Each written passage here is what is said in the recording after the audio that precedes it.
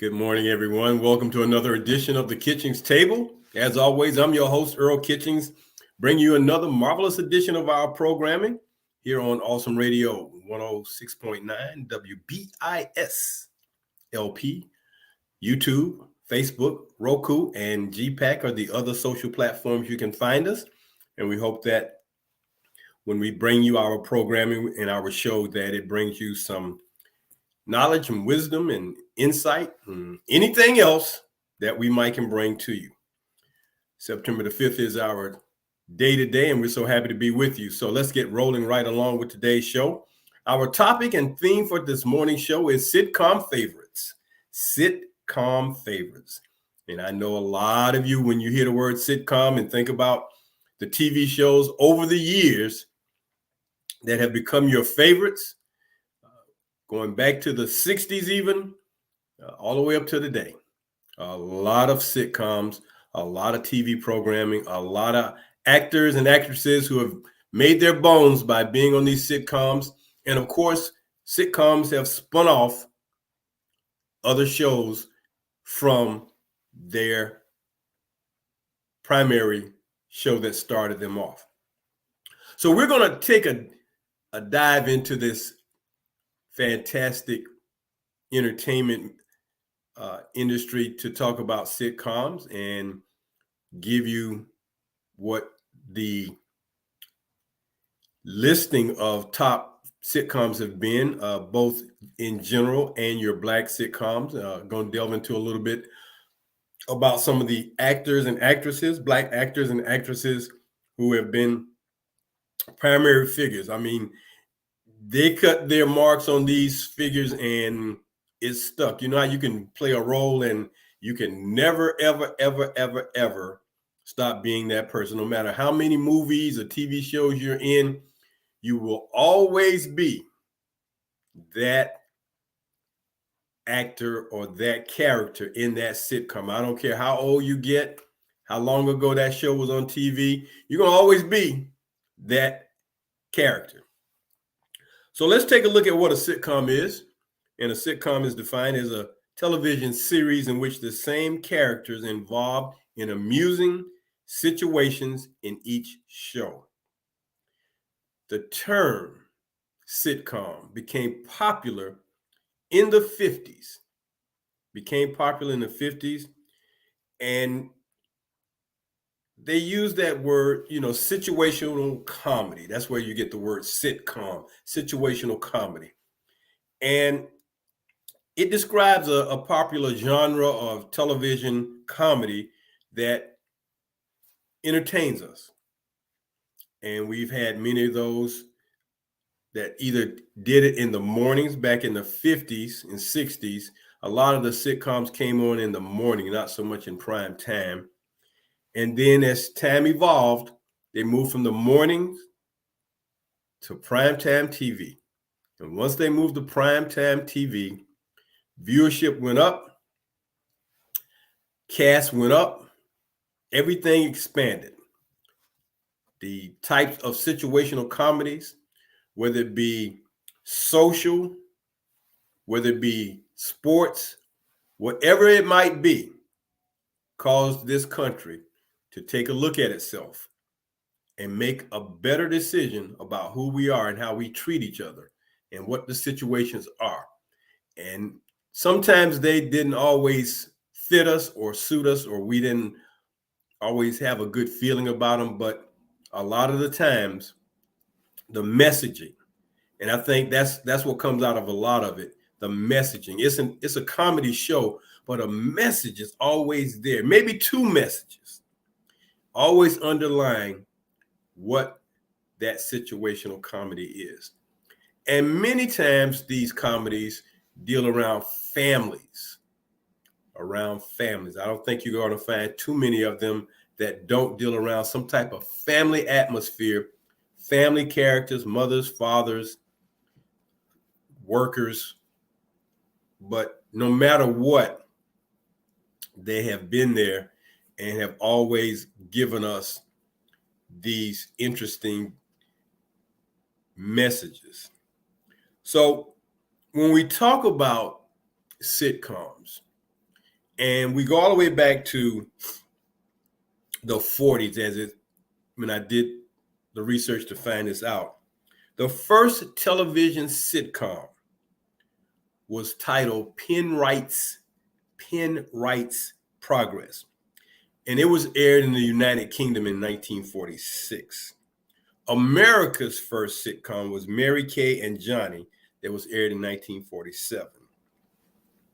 And over the years, they've identified actors and actresses, even children actors and actresses, who have become a part of the sitcom landscape and fabric of America and of other countries, specifically the United Kingdom, probably, where they just took hold, made their stakes in television, and continued.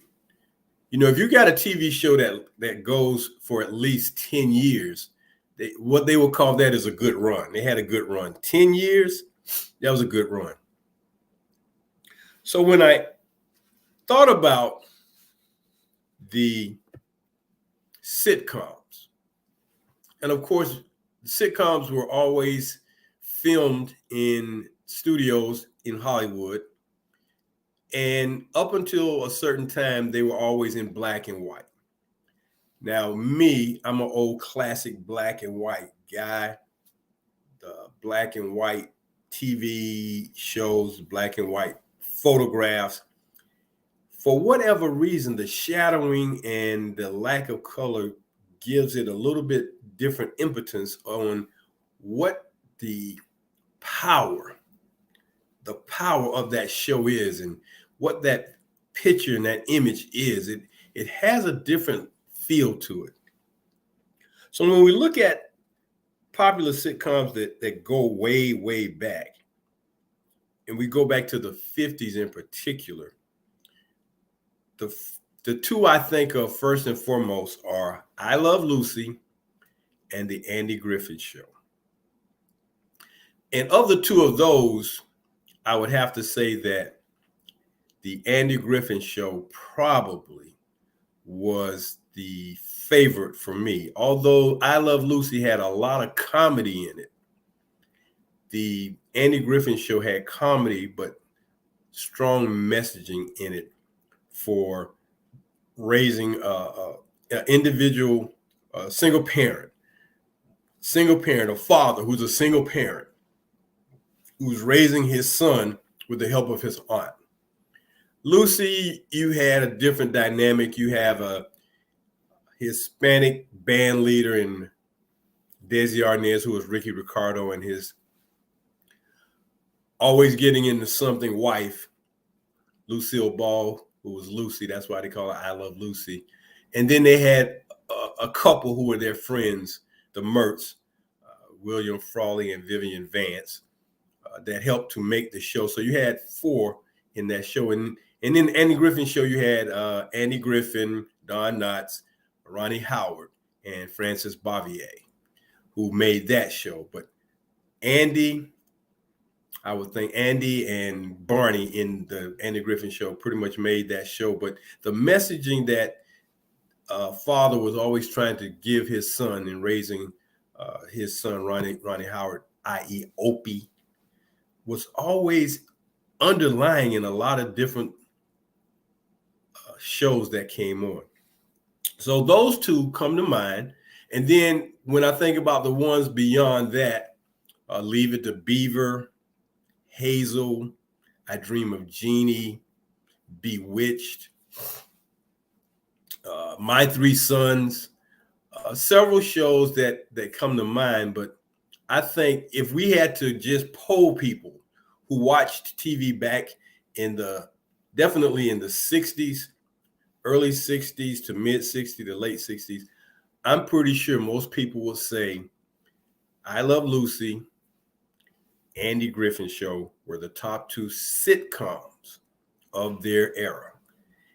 And I would not fight that at all. When we got into the late 60s, the dynamics of the messaging and the type of shows that came about, the landscape changed. It became more social from a holistic standpoint. And that's when the probably the first two strong Black sitcom TV shows came about. Now, ironically, one of them spun off from one of probably the top rated sitcom television series of all time.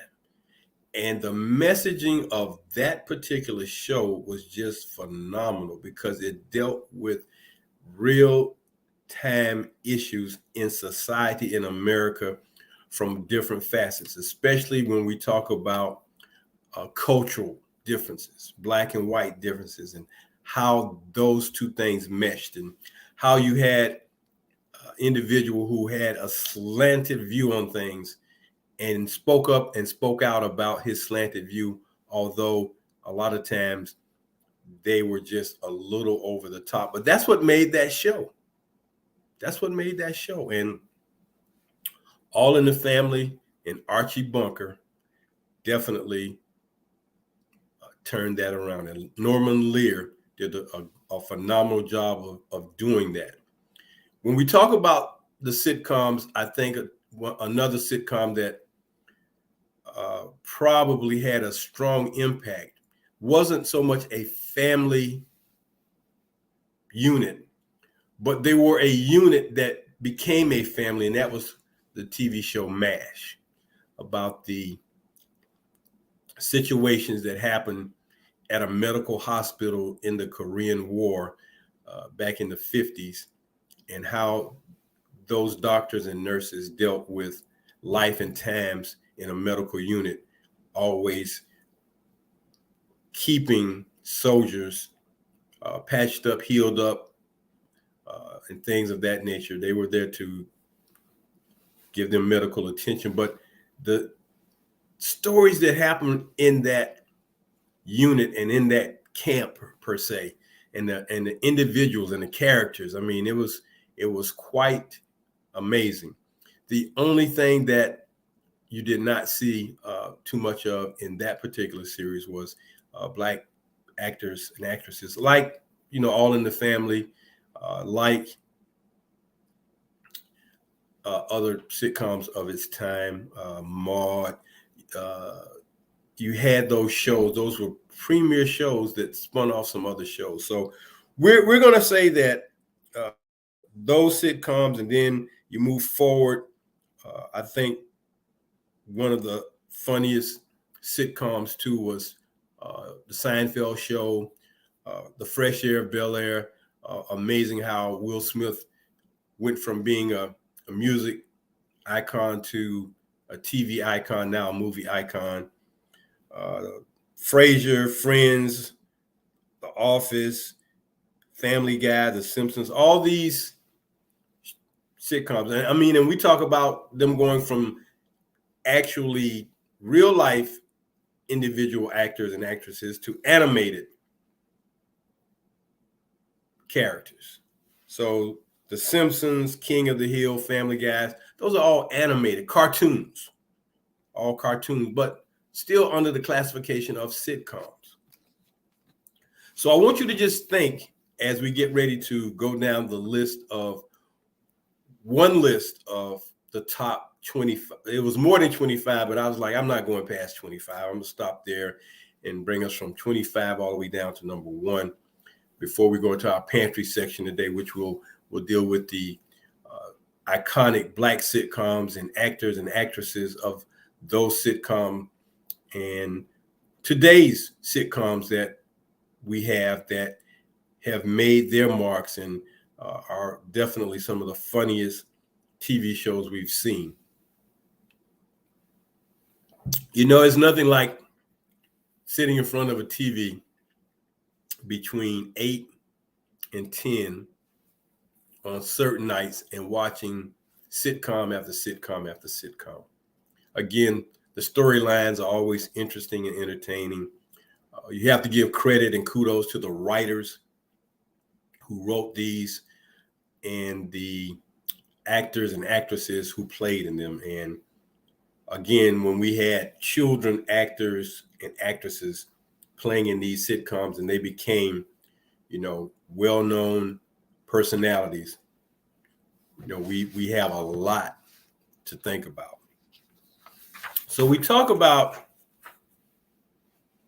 25, not black, not white, just 25 of the best all-time sitcoms that have probably been on television in the last 50 years. And it's amazing that time is going by so fast. So starting at 25, number 25, and it ran from 1996 to 2005, was Everybody Loves Raymond. And that was a show that shaped up around a suburban husband living across the street from his parents, raising his family. He was a sports writer. A lot of things happened. So Everybody Loves Raymond at 25. At 24, from 1975 to 1988, The Jeffersons. The Jeffersons was a spinoff of All in the Family. That's where we first got to meet George Jefferson, his wife Louise, and their son. And that became one of the all-time favorites, bar none. At number 23, from 1970 to 1975, was an adaptation from a movie, The Odd Couple. So that was Jack Lemmon and which was Jack Lemmon and Walter Matthau in the movie, but Tony Randall was the guy who played Felix in The Odd Couple. So you had Felix Unger and Tony Randall and Jack Klugman playing those roles as Felix Unger and Oscar Madison. At number 22, 1998 to 2006, and then they came back from 2017 to 2020, Will and Grace. 21, Blackish, with Anthony Anderson and Tracy Ellis Ross. That when that show first came out, I did not want to watch it at first. I had some, maybe not. But watching the reruns, one of the funniest comedies you ever want to see. Blackish.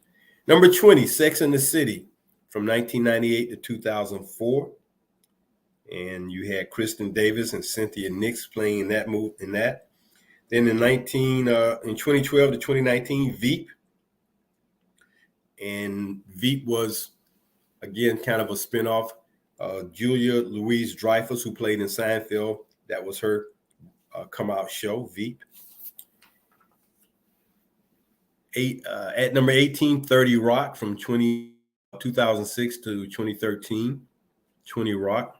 And that's where we got a chance to see Tracy Morgan and Jane Krakowski and Alec Baldwin. Then at number 17, Modern Family. They had a 12-year run. Then The Office from 2005 to 2013, and John Krasinski, Gina Fisher, Rainn Wilson were the individuals in that. Then you had Friends with Matthew Perry and Jennifer Aniston, Matt LeBlanc, Lisa Kudrow, David Schwimmer. That was an interesting show. 1994 to 2004. Then you had The Golden Girls, and that was a great show. B. Arthur, Betty White, Rue McClanahan, Estelle Getty. Sort of a spinoff of the old Maude show, 1985 to 1992, The Golden Girls, and four friends who were women. One whose mother was in the mix as the senior to the other three friends. Going back to the 70s, the Bob Newhart Show, featuring Bob Newhart and Suzanne Pleshette. Bob Newhart was a psychiatrist, and he had an interesting show. Arrested Development, 2003 to 06, and 2013 to 2019. Then Frasier, spinoff from the show Cheers. Frasier was in the Cheers show. Kelsey Grammer played Frasier Crane, and that was from the the Cheers show where they always gathered at the Cheers bar to have drinks. Curb Your Enthusiasm. Not really familiar a whole lot with that, but since 2000, it's been around.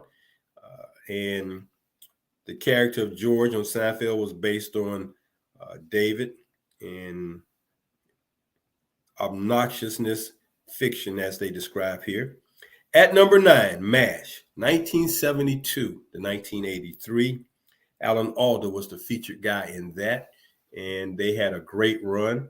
Jamie, I want to say Jamie Foxx, but it's not Jamie Foxx. No, Jamie Farr, Alan Alda, and the cast. Going back to the 60s, at number 8, the Dick Van Dyke Show from 61 to 66 with Dick Van Dyke, Maury Amsterdam, Rosemarie, Mary Tyler Moore.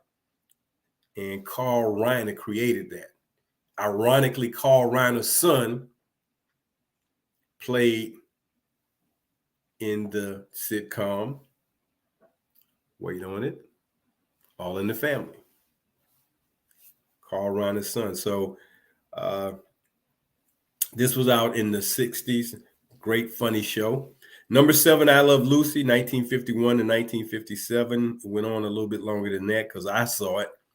So when I was a little kid, but Desi Arnaz, Lucille Ball, great, funny stuff. Then The Honeymooners with Jackie Gleason and Art Carney. Jackie Gleason was the bus driver. Art Carney was his City Works friend, and they lived in the same apartment. And they were stuck in that apartment building, seeming like forever. But they made it work. Again, black and white, and again, the black and white just made it. Number 5, The Larry Sanders Show. I saw 1 or 2 maybe episodes. I wouldn't put that show ahead of I Love Lucy. No way. But here again, this is just one poll, so don't get bent out of shape. So he was Gary Shandling played Larry Sanders, and it was okay. Number 4, Seinfeld. Julia Louis-Dreyfus, Jason Alexander, Michael Richards as the great neighbor and friend Kramer, and Jerry Seinfeld, who played Jerry in the show.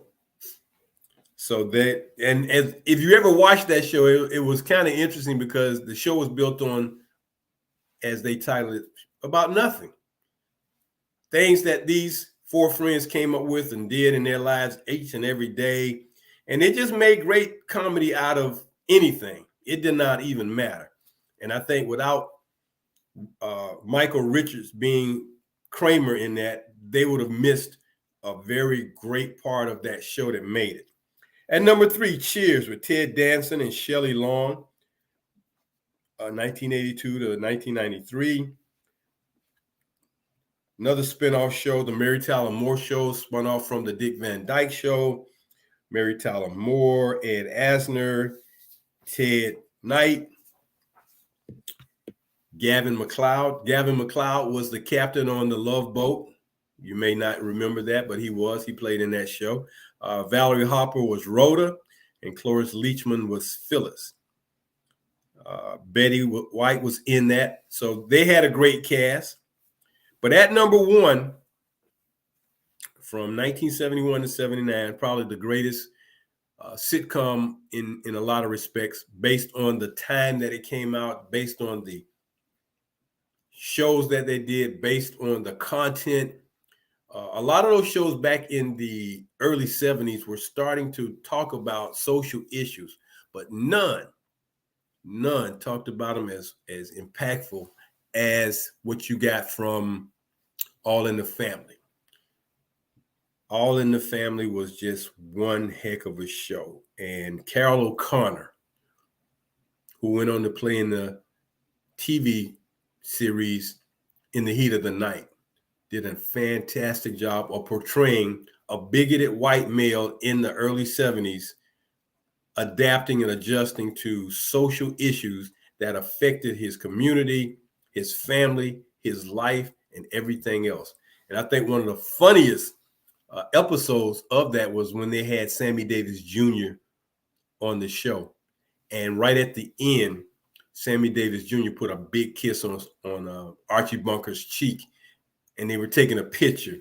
And the expression on his face, like this black guy kissing me, was just, it was priceless. That show was one of the funniest but most impactful shows of our time.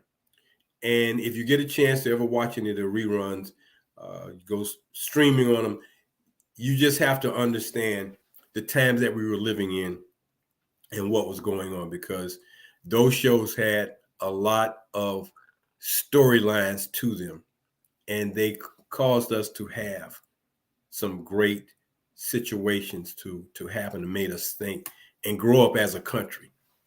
So many of these TV sitcoms had spinoffs, and like I said, the Jeffersons spun off from that show, All in the Family.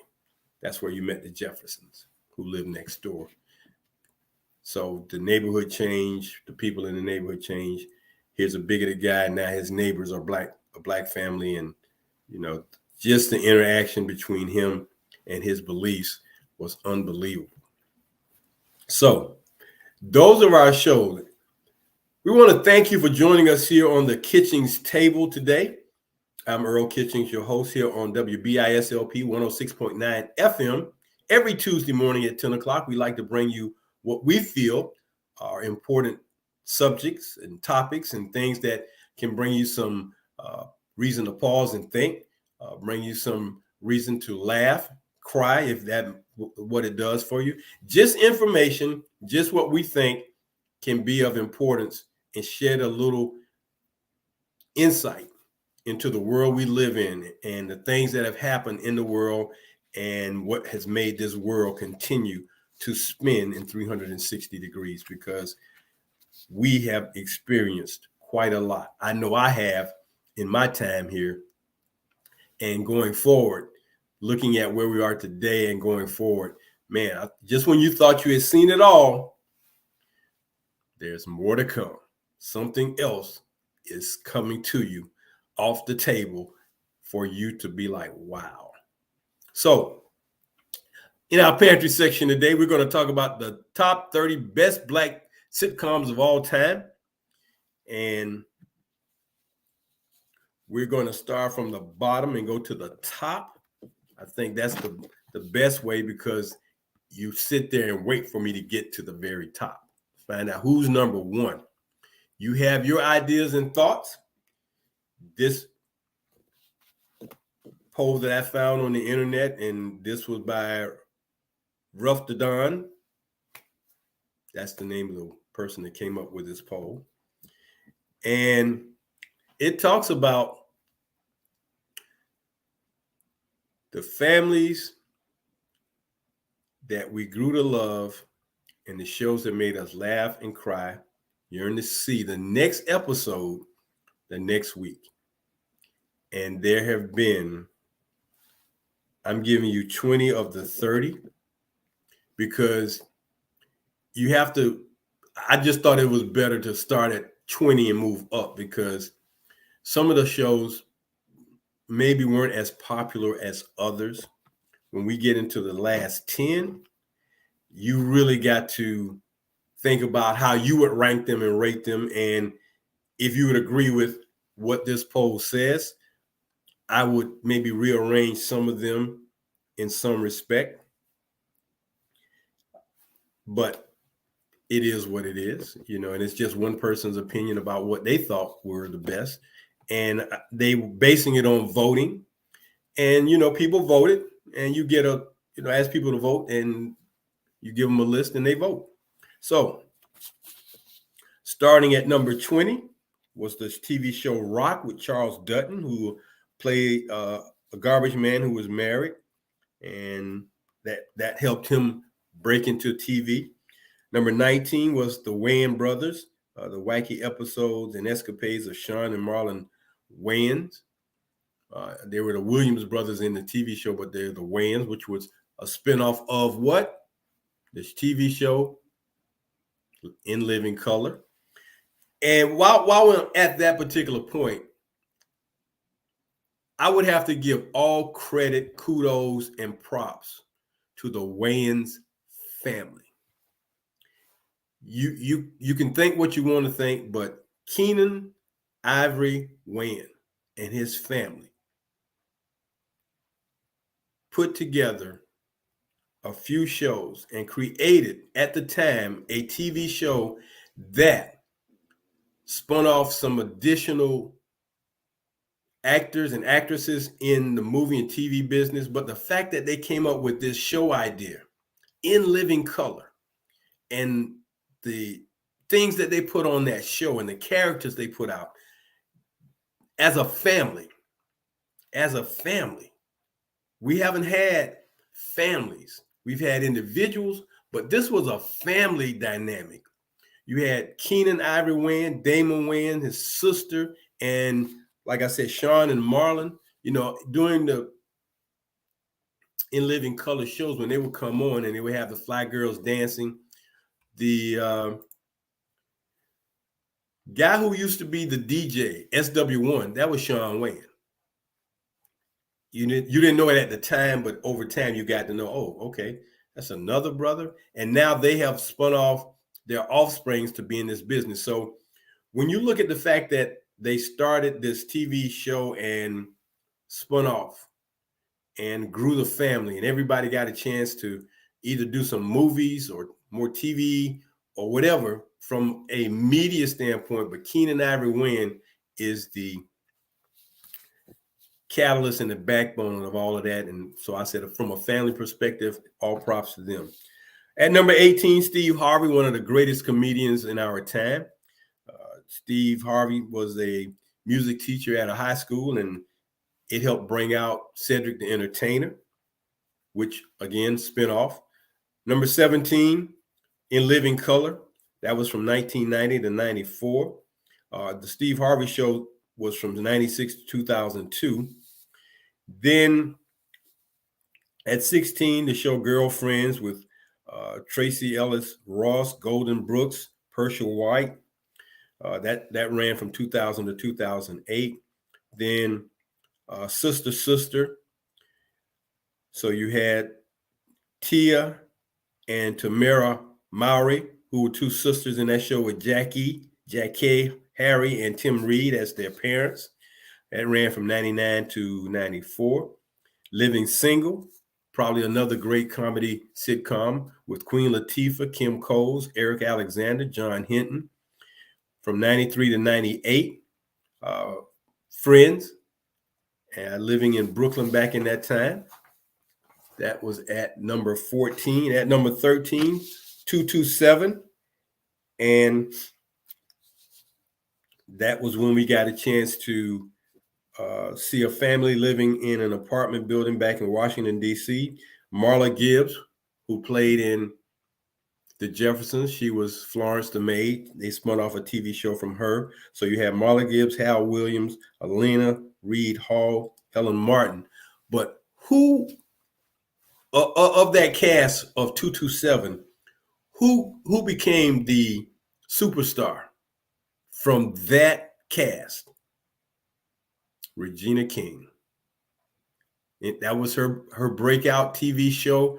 She was just a teenager then, but over time she has had a lot of movies that she has been phenomenal. But that was where she started, 227. Now they got here number 12, and I have to disagree with that. But at number 12, they got the Jeffersons, 75 to 85, a 10-year run, and you put them at number 12. Nobody did it like George Jefferson. Sherman Hensley, Isabel Sanford, Roxy Roker, Franklin Cover, even the theme song. We're moving on up. So they left living by the bunkers, moved up to, as they say, a high-rise apartment, probably in Manhattan, because George Jefferson's dry cleaning business took off and afforded them a better quality of life. At number 11, That's My Mama.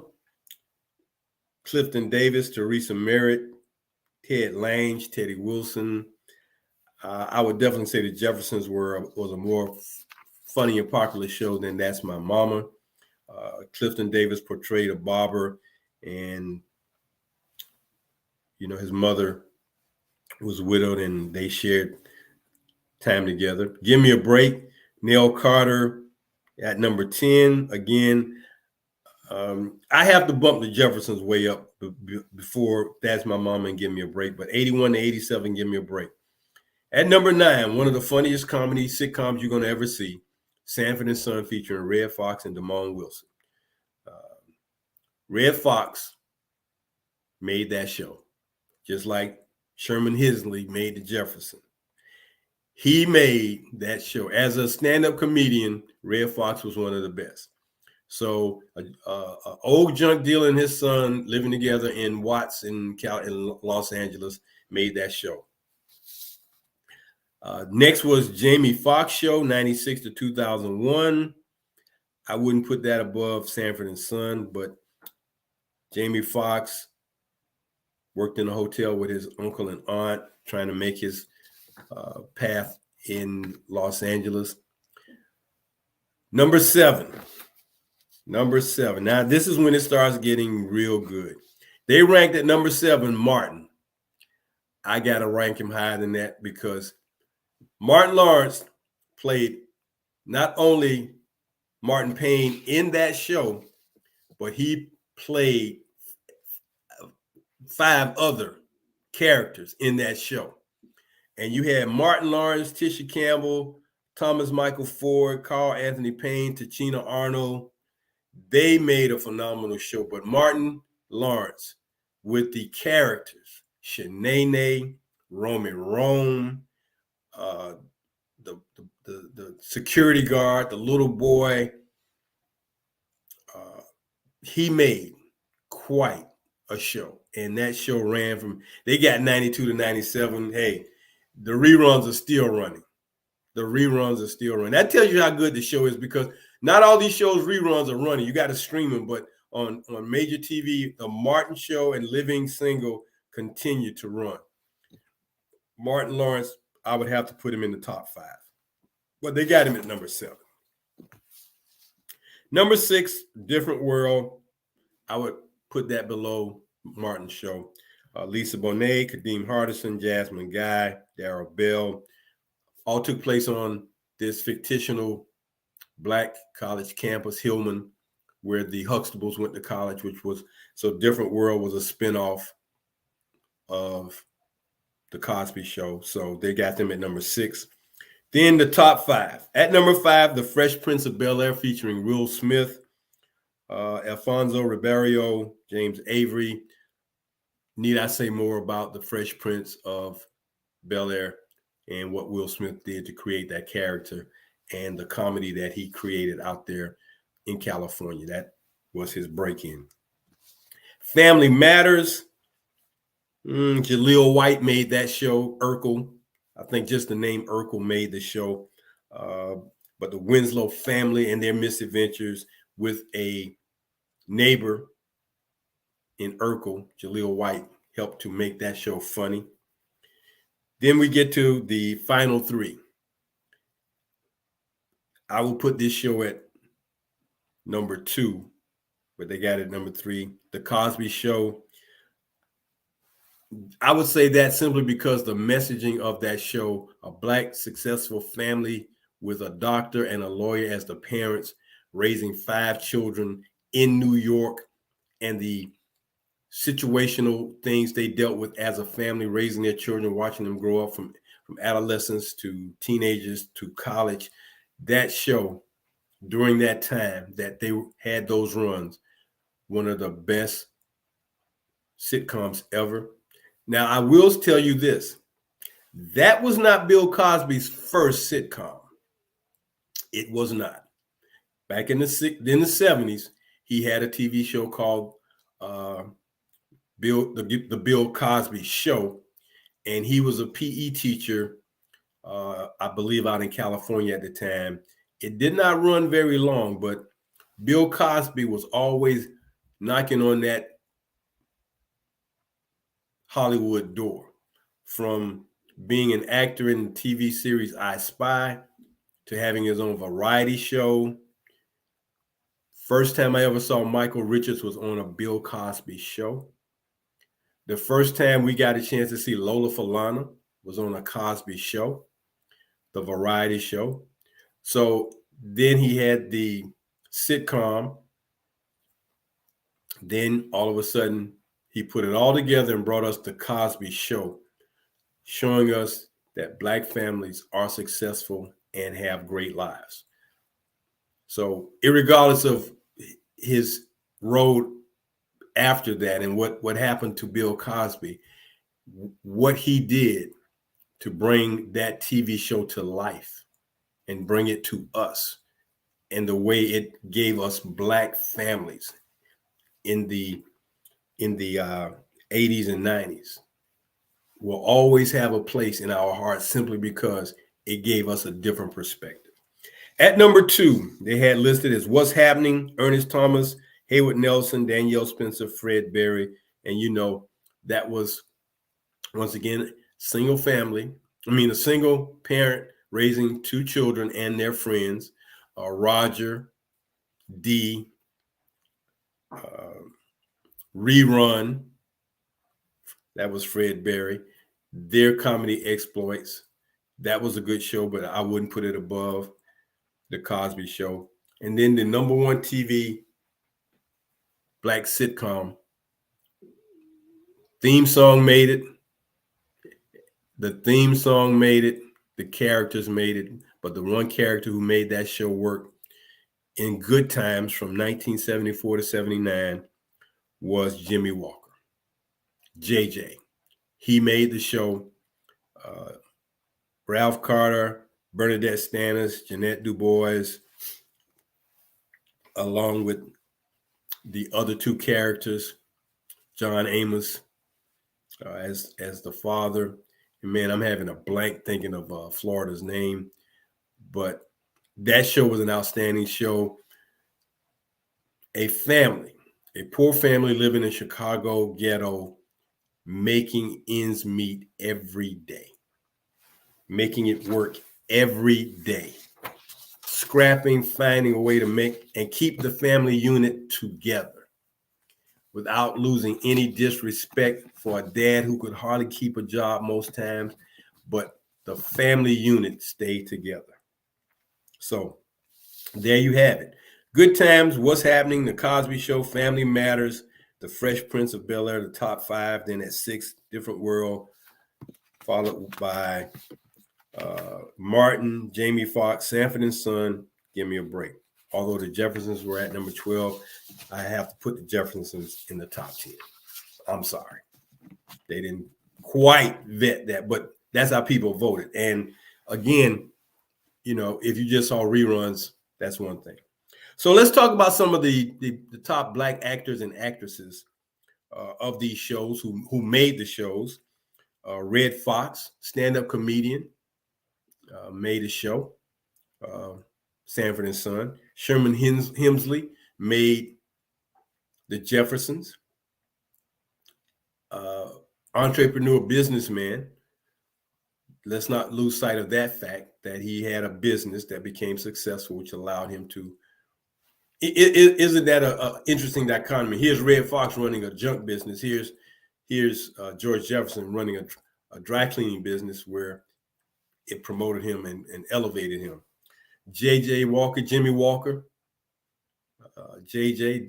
Dynamite was the theme line that he brought that show to life with, aspiring artists. And that show allowed for a Black artist to have his paintings featured in that show a lot. And as I think about that Black art, and if you can remember one of Marvin Gaye's albums, the artist, Ernie, and I can't, and it just slips my mind. But the art was on the cover of a Marvin Gaye album back in the 70s, and his art was featured a lot of times in Good Times that supposedly JJ painted, but a Black artist did paint those pictures. Queen Latifah, a rapper turned TV star turned movie star. Will Smith, a rapper turned TV star turned movie star. Martin Lawrence, a comedian turned TV star turned movie star. When you think about, not only did these actors and actresses have sitcoms that helped them get into Hollywood, but then they spun off their movie careers. Tisha Campbell got her break with Spike Lee in the movie School Days with Lawrence Fishburne, who was in that movie. So she got started way back then in the 80s with Spike Lee. Bill Cosby, like I've already given his background and history, stand-up comedian, TV, movie star.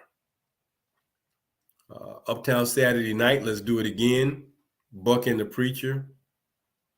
Not Buck and the Preacher, I'm sorry. That was Sidney Poitier. But Uptown Saturday Night, Let's Do It Again, two of Bill Cosby's classic movies. Jaleel White, Urkel. Now we talk about those roles where you get a role and you're stuck as that character for life. Just like Gary Coleman would always be seen as Arnold. Because of Gary Coleman's medical situation, they never allowed him to grow any taller than maybe 4 feet. But he was always thought of as Arnold, just like Jaleel White will always be thought of as Urkel. Then you had Steve Harvey, comedian, turned TV star, turned movie star. Anthony Anderson did a little movies. Now he's doing TV, from doing Blackish. Well, before Blackish, he was on Law and Order, then Blackish. Damon Wayans, from the In Living Color and movies to My Wife and Kids with Tisha Campbell. Jamie Foxx, Oscar award-winning actor, from on In Living Color. That's where he broke in Living Color, to some movie roles, to his TV show, to portraying Ray Charles. That's where he got his Oscar. Did a fantastic job. Cedric the Entertainer, comedian turned TV star, to doing some movies. Talk about Monique, comedian, TV star, movie star. So those individuals, Tracy Ellis Ross, 2 TV shows that spun off. So we talk about those TV shows, but I'm going to jump from those shows, those actors and actresses, to a new dynamic where one individual created an empire. From plays, from the stage of doing plays as a character he portrayed in Atlanta, Georgia. He portrayed a character and has since then built a media, television, movie empire. And because TV and the media and movies have transformed to this point right now, Tyler Perry is a phenomenal media icon on the landscape. So when we talk about sitcoms, ironically, his 2 sitcoms have a dynamic to it that is very interesting, because you have husband and wife in the sitcoms. So House of Pain with LaVan Davis and Cassie Davis, it's the Paynes. And then Meet the Browns with David Mann and Tamla Mann as the Browns. Meet the Browns, David Mann plays the father to Tamla Mann, his daughter. And in the Pain and House of Pain, LaVan Davis and Cassie Davis, husband and wife, as the Pains. These came about from the characters in Tyler Perry's plays Mud Deer. Those characters came out of the play, off the stage, and stepped into television because he created these sitcoms and these movies. Mud Deer has created a following, several movies, and him portraying this woman has worked for him and created opportunities, not only for him to grow his business, but opportunity for a lot of Black actors and actresses to get an opportunity to act on film.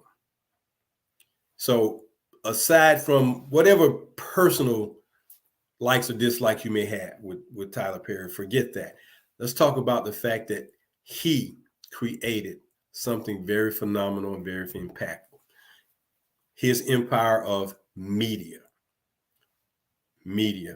from struggling with one particular play, one particular character. Once it became popular, he didn't just sit on that and rest.